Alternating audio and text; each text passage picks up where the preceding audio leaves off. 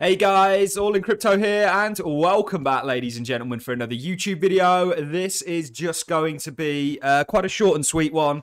We're really just going to be focusing on Bitcoin technically today. We'd looked at a number of things yesterday, like a huge drop that we had in open interest. We've actually really seen open interest be on the decline for the past couple of months, if you will, really since October. We've seen a big drop in open interest, and there's quite a lot to be taken from this. I'm still trying to work out what this means. Typically, open interest can be a way to validate a trend and sort of view the strength of it. You know, we've been in a downtrend whilst open interest has been going up.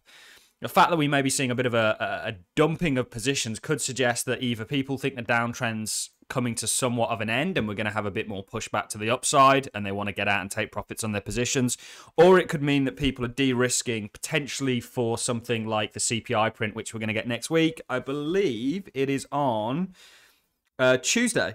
If it's the 9th today, it's the 10th tomorrow. It'll be the 11th on Sunday, and then the 12th on Monday. So it's a Tuesday. We've got the CPI print. The expectations are that the CPI print is actually going to come out lower. Now, anybody that's tried to trade the CPI events will know that they are an absolute nightmare to trade, because often the price will go one way and do a look one way and go the other. So it could be people getting out of positions in association with that. This was something posted from Chris Weston from Pepperstone. A look at the distribution and economic forecasts for the US core CPI. So this is sort of headline CPI. This is core CPI, so more of a small basket of components that go into sort of figuring the CPI out. The consensus is core falls from 6.3 to 6.1, range 6.2 to 6. Clearly, a 5 handle would surprise and smack the USD and push the NASDAQ 100 3 to 4% higher. Conversely, a print 6.3 would see funds aggress. So if we get a lower CPI print, the thinking behind all of this, of course, is, and this is why we might have seen it, we'll leave open interest for now, open interest sort of fade. If we get a lower CPI print, the kind of consensus is that going over to my 30-day Fed Fund futures rate, the consensus is that this is going to be a lot less aggressive in terms of what the Fed are going to do. It's my opinion the Fed are going to get to 5%, thereabouts. And currently we're priced in at 4.35 in terms of the interest rate. This is where the 30-day Fed Funds futures is pricing interest rate. So down is up, just to confuse everybody. And the kind of thought here is obviously, well, this is sort of dictating the markets. If we get a lower CPI, we've got Bitcoin up here, and this sort of prices in a little bit less harsh interest rates, markets may appreciate off the back end of that. So it's going to be a real crucial event. We've got positions on now. We've been relatively long, to be fair, really since sort of the 15,600 range, and we still are long. But we've said that you're playing Russian roulette here, to be honest with you, and we'll drop right down the time zones. We still think there's continuation to the downside, and I think what's happening right now is people are going to get suckered back in. Down here, we said people are way too bearish. We got out here knowing that this would act as support. You don't short support, and then you've sort of worked your way back up through these sort of areas of support and resistance. There's more immediate ones and sort of intermediary ones. You did drop here. You did the exact same thing that you did over here. You're now coming up. And I am actually now still expecting that continuation to the upside. But there is always the flip to this, okay? So we're going to look for something like this, at least to 18K, and then we can start looking at higher levels. But the downside is, or I suppose the real hard part about trading the market right now is anything can happen. We could get some news today involving something even totally unrelated. Could spook the stock market, could spook things like gold, could push the dollar up, and so on and so forth. And we've said during this time period, actually, gold's looking relatively weak. The dollar's looking relatively weak. So I'm still a believer that the dollar reaffirms and goes on to push higher. I do genuinely believe that. I just think that it's going to take a little bit longer to get to where it needs to go. And what's going to spike the dollar is probably some sort of a risk event that's going to cause markets to capitulate. I'm expecting a capitulatory event next year, 100%. I won't say 100%, 99-ish%, and we'd like to be out of the markets for that. So we're still, just because we have a short-term bias to see upside, I think we bought one spot altcoin, which I won't mention here. That's for my Patreons. But we will look to take whatever upside there is in terms of trading the futures markets. But just remember, guys, if you start failing this level, you could be putting in a double top here. Look for that, look for these levels getting taken, and look for, here you consolidated under it. If you had continued to go lower, this would have been your good short sort of entry. But you actually came back up and saw this aggressive pop, which was annoying because it's been boring trading, and at the moment you're just trying to catch that one move every 2 days or so. So the short-term plan for me is still expecting a little bit continuation to the upside. It's been something we've been talking about really since down here. Everyone's been max bearish. We're saying, okay, we need to get them bullish again. So it would make sense that it runs up here. However, you're playing Russian roulette. It could fall short at any of these levels, and it could be more macro-driven than anything. It could be on the dollar reasserting. Dollar looks weak today. Gold is up. The Asian market is relatively up.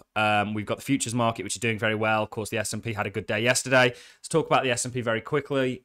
We did see a... We did a whole video on the S&P that if you've not watched, please do so. And we're saying, look, is it really this simple that you short here? I think I still have my 30-day MA on here that I can show you for as a point. Is that if you look at when we sort of hit here, you had Mike Wilson from Morgan Stanley coming out and saying he's advising people to close their longs in terms of tactical longs that they'd have taken from somewhere down here. If you look at your 30 EMA and how it reacts here is when you start this down leg. So from here, you get this sort of sell signal. You then come down and you find a bounce round about your 30 MA before you see that downside. So this is likely going to tie into the Christmas rally that we're currently having. So we've come up, we've got this sell signal, come down, you get a bounce round about your 30 MA. Again, you come down, you start the next relief rally, you come up, you get a bounce round here, and this may further the thing. Again, we said this yesterday and we looked at it in the S&P video. You're getting a bounce here, maybe it does something like this. We will be shorting the shit out of whatever kind of bounce, wherever this goes to. Unless we invalidate this and go on to put a high, if we fall short somewhere here and we see signs of things turning, we'll look to take that short in the crypto space because there will be correlation, and we'll also be watching the dollar very closely. That I think will reassert, but it may be a little bit weaker for a little bit longer. It's probably going to have a pop out of this. I don't know if this is quite a falling wedge. I wouldn't quite say it is yet, but it certainly has got the hallmarkings of something that can turn into it. And we're not necessarily trying to predict what patterns are going to show up. We're more going to be trading off the patterns that are quite visible and obvious. So that's really the game plan. Mid to long term, we're not investing yet. We will look to do that, but short term, we do think there may be a little bit more upside to be had. There's been a bias that we've had for a number of weeks now, despite everybody being pretty bearish. Just remember, guys, that a recession is, in my opinion, here and going to get worse. This is US recession alarm getting louder. US yield curve. Most inverted since 1981. US 10s and 2s yield spread at, it's pretty disgusting, this, to be honest with you. And it's alarming. And the fallout of this, in my opinion, is going to be somewhat magnificently catastrophic.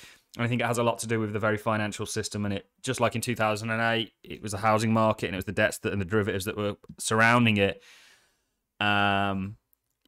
We have that, but with on a larger scale now, and it's kind of a dying horse that needs a new one, which I think is blockchain to come and take its place. So Coinbase takes a shot. Let's do a little bit of crypto news now.